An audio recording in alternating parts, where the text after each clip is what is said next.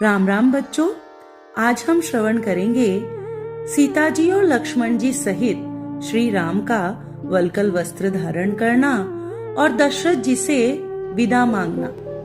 सीता जी सहित दोनों सुंदर पुत्रों को अपने महल में आया देखकर राजा दशरथ इतने व्याकुल थे कि उनके मुंह से एक बोल भी नहीं निकल पा रहा था। तब श्री रामचंद्र जी ने उनके चरणों में सिर नवाया और वन जाने के लिए विदा मांगी। उन्होंने कहा, पिताजी आप मुझे आशीर्वाद दीजिए और वन जाने की आज्ञा प्रदान कीजिए। ये सुनकर तो दशरथ जी और व्याकुल हो गए और स्नेहवश उन्हें कई प्रकार से मनाने लगे कि तुम वन को मत जाओ पुत्र, तुम वन को मत जाओ।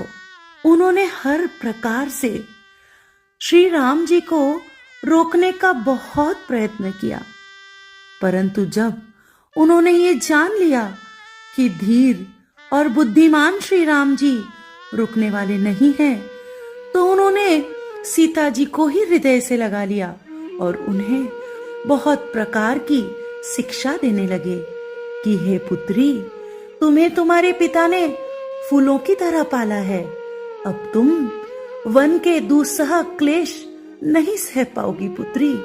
तुम वन को मत जाओ, तुम्हारा मन हो तो तुम अपने पिता के घर जनकपुरी में निवास करना, परंतु हे पुत्री तुम वन को मत जाओ। हे पुत्री तुम अयोध्या को छोड़कर मत जाओ। परंतु सीता जी का मन तो श्री रामचंद्र जी के चरणों में ही अनुरक्त था, इसीलिए संकोचवश उन्होंने कोई उत्तर नहीं दिया।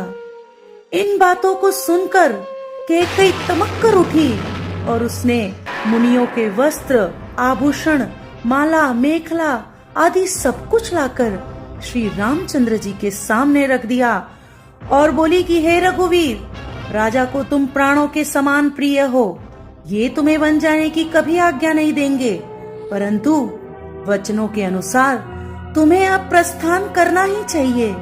इन वचनों को सुनकर राजन मूर्छित हो गए, व्याकुल हो गए। उन्हें ये वचन बाणों के समान प्रतीत होने लगे। तभी श्री रामचंद्र जी ने तुरंत मुनि का वेश बनाया और माता पिता को सिर नवाकर वे चल दिए।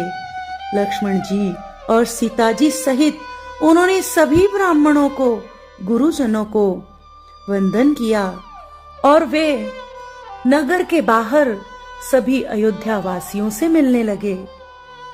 उनके जाने की सूचना पाते ही अयोध्या एकदम डरावनी लगने लग गई। सारे पुरवासी हाहाकार मचाने लगे, सभी राम जी के वियोग से व्याकुल होने लगे और इसी हाहाकार से दशरथ जी की मूर्छा दूर हुई। और जब वे जागे, उन्होंने तुरंत सुमंत्र को बुलाया और कहने लगे कि सुमंत्र, राम तो मेरे प्राण हैं और वो अयोध्या छोड़कर जा रहे हैं, तुम मेरे प्राण इस शरीर को क्यों नहीं छोड़ते सुमंत्र? मेरे अभागे प्राण अब भी क्यों नहीं निकलते, अब भी क्यों नहीं निकलते? सुमंत्र, तुम शीघ्र शीघ्र उन तीनों के पास जाओ और उन्हें रथ में बिठाकर 2-4 दिन वन दिखलाकर वापस ले आओ। मैं जानता हूं राम अपने वचनों का पक्का है, वो नहीं लौटेगा, परंतु सुमंत्र तुम सीता को किसी तरह बहलाकर प्यार से मेरी आज्ञा सुनाकर अयोध्या लौटा लाना, अयोध्या लौटा लाना। नारायण नारायण नारायण नारायण।